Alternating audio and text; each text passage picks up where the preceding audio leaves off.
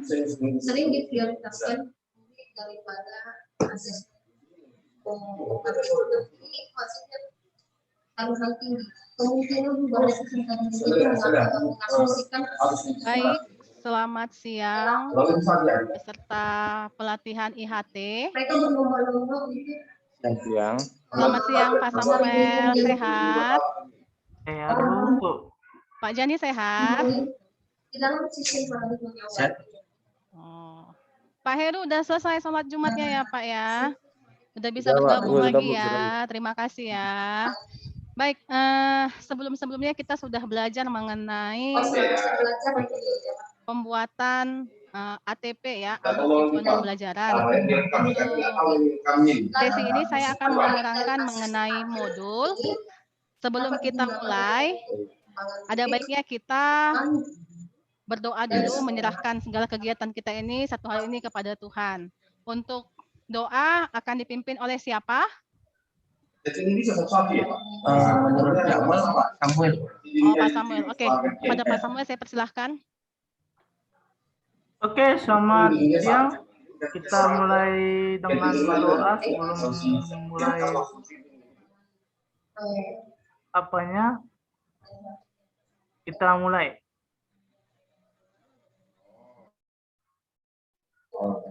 Doa selesai. Iya. Baik, semua masih semangat ya meskipun udah siang.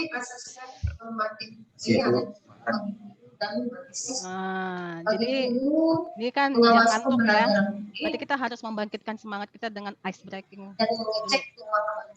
Kayaknya ice breaking hari ini gilirannya untuk Pak Heru. Jani atau Pak Heru nih? Pak Jani nih kita kayaknya. langsung ice breaking Bu. Langsung. Oke Bu ya. Baik Bu. Ya. Kita mulai ya Bapak Ya. Ibu. Jadi ice breakingnya ikuti kata saya. Baik. Sendok, sendok, garpu, garpu. Sendok, sendok, garpu, garpu. Sendok, sendok, garpu, garpu. Garpu, sendok. Garpu, sendok. Garpu, sendok, sendok. Sendok, sendok, sendok, garpu, garpu, garpu. Sendok, sendok, sendok, garpu, garpu, garpu. Garpu, garpu. Garpu, sendok, garpu, sendok. Garpu, sendok, garpu, sendok. Garpu, sendok, garpu, sendok. Berarti ada perbedaan kata, Pak. Sendok, sendok, sendok, sendok, garpu, garpu. Berapa sendoknya? Sendok, garpu, garpu. Ada 4. Tidak ada, enggak nih ada Pak. Gimana Pak Irut? Tidak ada Bu, Pak. Sendoknya kan nggak ada. Jadi nggak ada jumlahnya. Ya. Oke. Pak Irut yang benar. Karena kan tadi saya bilang ikuti kata saya. Jadi diikuti aja katanya. Jadi Sendoknya bukan nggak ada dia. sendoknya nggak ada. Perintahnya kan tadi ikuti kata saya. Ya. Kita udah pening mikirkan berapa jumlah sendoknya. Iya sih. Memang Oke, Bu, ya. itu dia. Ada pembelajaran hari ini ya, bahwa nggak usah repot-repot mikirkan yang di luar pemikiran kita ya. Ternyata hanya ikuti aja alur yang ada sudah tersedia di situ. Terima kasih untuk Pak Jani ice breaking ya, menampilkan semangat dan ada juga proses pembelajarannya. Baik, seperti tadi yang saya katakan, saya akan menerangkan mengenai modul. Bapak, saya mau bilang Bapak Ibu, cuma saya yang paling cantik ya. Di sini, Bapak-bapak udah membaca mengenai modul kemarin kan? Udah, Bu, udah. Sudah. Ini oke. Baik. Udah kelihatan Bapak? Sudah kelihatan? Udah, Bu, udah. Oke. Nah, adapun salah satu yang harus kita ketahui komponen dari kurikulum sekolah penggerak ini adalah pembuatan modul. Nah, apa itu modul ajar? Dan ini Mungkin persamaan Bapak-bapak asas sudah tidak asing lagi dengan istilah modul. ini merupakan cara untuk Modul berupa SPP, Bu. Iya, nah apa itu modul ajar? Ini saya terangkan dulu Pak ya. Modul ajar ini adalah sejumlah alat atau sarana media, metode, petunjuk dan pedoman yang dirancang secara sistematis dan menarik. Jadi modul ajar ini dia merupakan implementasi dari alur tujuan pembelajaran dengan profil pelajar Pancasila sebagai sasaran. S atau core Nah, dan S itu dari disebutkan kepada berdasarkan ini nih ya, fase-fasenya, model ajar disusun sesuai dengan fase atau tahap perkembangan peserta didik. Jadi dia mempertimbangkan apa yang akan dipelajari dengan tujuan pembelajaran. Nah, sehingga guru perlu memahami konsep mengenai modul ajar agar proses pembelajaran lebih menarik. Nah, konsep dari modul ajar ini di dalamnya terdapat alur tujuan pembelajaran, terus capaian pembelajaran, dan modul ajar. Kita lihat komponen-komponen dalam modul ajar. Nah, komponennya itu guru dalam satuan pendidikan diberikan kebebasan untuk mengembangkan modul ajar sesuai dengan konteks lingkungan dan kebutuhan belajar peserta didik. Modul ajar dilengkapi dengan komponen yang menjadi dasar dalam proses penyusunan. Nanti komponen modul ajar dalam panduan dibutuhkan untuk kelengkapan persiapan pembelajaran. Komponen modul ajar bisa ditambahkan sesuai dengan mata pelajaran dan kebutuhan. Nah, ada 3 komponen dasar dari modul ajar. Yang pertama itu informasi umum, yang kedua komponen inti, dan yang ketiga itu lampiran. Kita lihat dari informasi umum. Apa yang terdapat komponen di informasi umum? Yang pertama itu identitas modul. Nah, pada bagian ini kita memuat nama penyusun, institusinya, dan tahun disusunnya modul ajar. Setelah itu ada jenjang sekolah, kelas, dan alokasi waktu. Selain itu, terdapat kompetensi awal yang merupakan ukuran seberapa dalam modul ajar ini dirancang.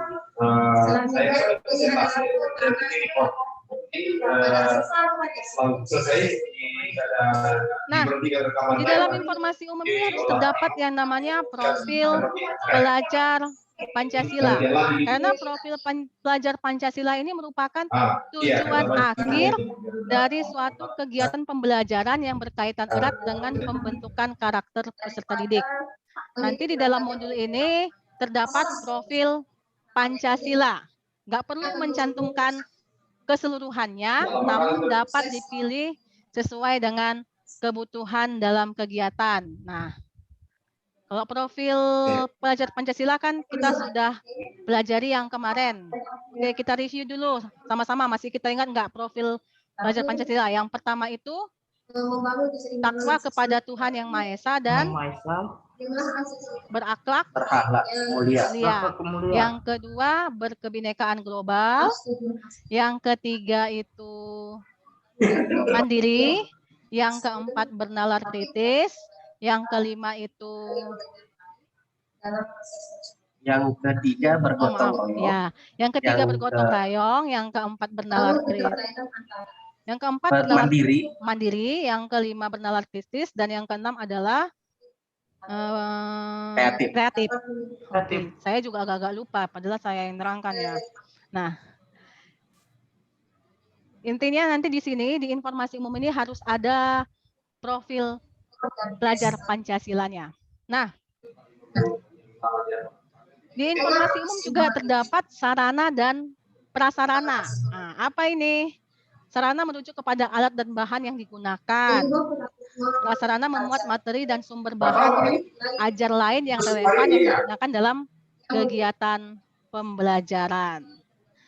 Nah, di informasi umum ini juga terdapat target peserta didik. Ya, targetnya ini entah peserta didik reguler atau tipikal, atau peserta didik dengan kesulitan belajar, dan peserta didik dengan pencapaian tingkat tinggi. Nah, ini kan kita mengacu kepada kemerdekaan belajar ya. Nah, model pembelajaran. Pada bagian ini tuangkan kerangka pembelajaran yang akan dipergunakan. Model ini dapat berupa tatap muka, pembelajaran jarak jauh dalam jaringan, atau pembelajaran jarak jauh di luar jaringan. Itu tadi konformasi umum ya. Nah, yang berikutnya komponen inti. Di dalam komponen inti terdapat dari tujuan pembelajaran. Nah, bagian ini berisi hal-hal penting dari pembelajaran dan harus bisa diuji dengan berbagai bentuk asesmen. Nah, tujuan pembelajaran inilah nantinya menentukan kegiatan belajar, sumber daya yang digunakan, kesesuaian dengan keberagaman murid, dan metode asesmen yang digunakan. Di dalam komponen inti juga dia memuat pemahaman bermakna. Apa itu pemahaman bermakna?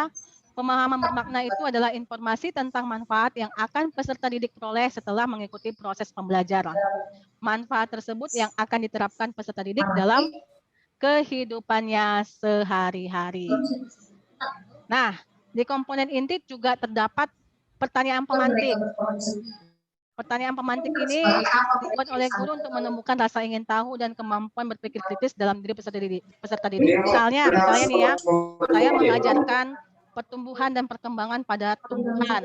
Nanti pertanyaan pemantiknya saya buat, menurut pendapatmu apa pengertian dari pertumbuhan? Apa pengertian dari perkembangan? Itulah contoh dari pertanyaan pemantik. Nah, komponen inti yang berikutnya adalah kegiatan pembelajaran. Urutan kegiatan pembelajaran inti dalam bentuk langkah-langkah kegiatan pembelajaran yang dituangkan secara konkret. Ini mungkin tidak asing lagi ya, kita sudah sering membuat langkah-langkah pembelajaran. Nah, di dalam komponen inti juga nanti terdapat yang namanya asesmen. Asesmen ini apa? Asesmen ini adalah alat untuk mengukur capaian pembelajaran. Kita ketahui bahwa asesmen itu ada 3.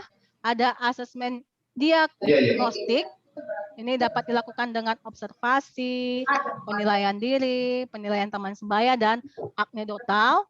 Asesmen formatif dapat kita lakukan pre-test ataupun post-test, dan asesmen sumatif ini ujian. Di dalam komponen inti, bagiannya yang terakhir adalah pengayaan dan remedial. Nah, pengayaan ini adalah kegiatan pembelajaran yang diberikan pada peserta didik dengan capaian tinggi agar mereka dapat mengembangkannya secara optimal. Jadi kalau remedial diberikan kepada peserta didik yang membutuhkan bimbingan untuk memahami materi atau pembelajaran ulang. Dan yang ketiga pada lampiran. Di lampiran ini terdapat lembar kerja peserta didik. Pada bagian ini dituangkan beberapa penugasan untuk dapat dikerjakan peserta didik yang diberikan sesuai kebutuhan dan tujuan yang dicapai. Terus bahan bacaan guru dan peserta didik. Terdapat juga glosarium. Glosarium ini adalah kata-kata sulit atau istilah-istilah sulit yang dilengkapi dengan definisi dan artinya. Dan daftar pustaka. Nah, ini adalah bagian-bagian dari modul. Saya akan menampilkan contoh modul yang saya buat.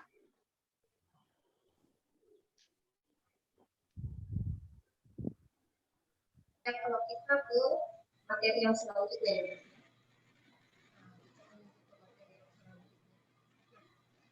Bisa saya rasa tuh Pak. Nah, ini tadi komponen-komponennya sudah ada profil pelajar Pancasila, pertanyaan pemantik, alokasi waktu. Ada kemungkinan yang kita dan bentuk asesmennya juga sudah terdapat di dalamnya. ada dari fungsi terakhir sosial dari teks naratif itu kan menciptakan lembar kerjanya sudah ada dan glossariumnya Ya, sudah bisa. ada serta bisa saya daftar masuk ke pustakanya sudah ada. pelajaran Nah, dari teks dari pertanyaan dari yang sudah saya terangkan tadi ada pertanyaan yang terkait dengan materi yang saya terangkan.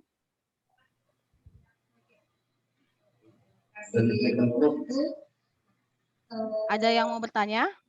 Selanjutnya di paparan yang Oke Bu, Ya. tanya. Dari Maaf Pak modul Jani, Pak Jani Halo? maaf. Ya. Oh iya. Oke. Mana Bu? Sudah jelas suara saya? Jelas Pak. Sudah ya? Mm-mm. Berarti dalam modul ajar ini kita apakah perlu lagi Kurang jelas Pak Jani. Agak putus-putus Pak Jani. Putus-putus. Mana Pak Samuel? Jelas? Ah. Agak putus-putus. Kalau ini Ya, jelas? jelas. Jelas. Jelas Pak. Jelas ya. Apakah masih diperlukan lagi RPP untuk kita membuat kita ada modul lagi? Nah, terima kasih untuk Pak Jani. ini bisa saya tinggal Ada yang mau menanggapi sebelum saya yang menjawab? Dari Pak Samuel atau Pak Heru ada yang mau menanggapi? Atau saya langsung ya? Nah, sebenarnya kalau kita lihat modul ajar ini, kalau bahasa dulunya itu adalah RPP. Tetapi bedanya di dalam modul ajar ini terdapat RPP dan materi pembelajaran. Jadi bahasanya aja yang diganti. gitu ya. Kalau isinya yang tertuang itu seperti RPP. Sudah jelas Pak Jani? Sudah jelas? Jelas Bu. Oke. Ada lagi yang lain? Jelas Bu. Kalau tidak ada kita mau. Bu Dewi, Ya. kalau dalam modul ajar ini apakah kita buat metode-metode yang kayak kemarin juga dari Ada. RPP? Ada Pak, ada. Kita Itu harus disesuaikan dengan PASE atau asesmen? kita sesuaikan dengan keadaan lingkungan belajar Pak. Keadaan lingkungan sekolah kita. Berarti menurut kalau dia dibuat dengan keadaan lingkungan sekolah, berarti dia membuat asesmen sama pasien-pasiennya Bu ya, sampai capaian pembelajarannya. Iya, tapi ingat aja Pak, kalau kita ngajar di kelas 10 kita pakai fase E, kalau kelas 11, kelas 12 kita pakai fase F. Oke. Nah, kalau sudah tidak ada lagi pertanyaan, ada saya yang mau bertanya ya. Saya mau bertanya. Untuk mengecek apakah sudah paham atau belum. Udah nampak semua ya? Dengar Bu, dengar. Tunggu, nggak nampak ya? Nampak Bu, nampak ada jelas. Nah, ini benar atau salah? Guru mengajar dengan menggunakan teknik ceramah dapat membantu seluruh peserta didik memahami materi. Benar atau salah? Kalau guru mengajar dengan menggunakan teknik ceramah dapat membantu seluruh peserta didik memahami materi. Salah. Ya. Jadi guru itu harus memiliki metode-metode pengajar yang menarik supaya bisa menarik siswa untuk memahami materi. Nah, yang terakhir. Benar atau salah guru menggunakan laptop dan Infokus sebagai prasarananya saat mengajar? Benar aja Bu. Kalau dia para guru apa? Kalau inisiatif ini tergantung dengan gurunya Bu. Laptop ini merupakan prasarana. Salah Bu. Salah ya. Kenapa Pak Jani? Prasarana itu berupa buku ya Bu ya? Iya. Buku cetak ya. Kalau laptop dan Infokus ini dia berupa alat ya Pak Jani ya? Ya. Oke. Nah, saya rasa dari yang saya paparkan itu mudah-mudahan bisa Bapak-Bapak terima dan bisa kita laksanakan dalam lingkungan sekolah kita masing-masing. Demikianlah, tunggu ya, saya stop dulu ya.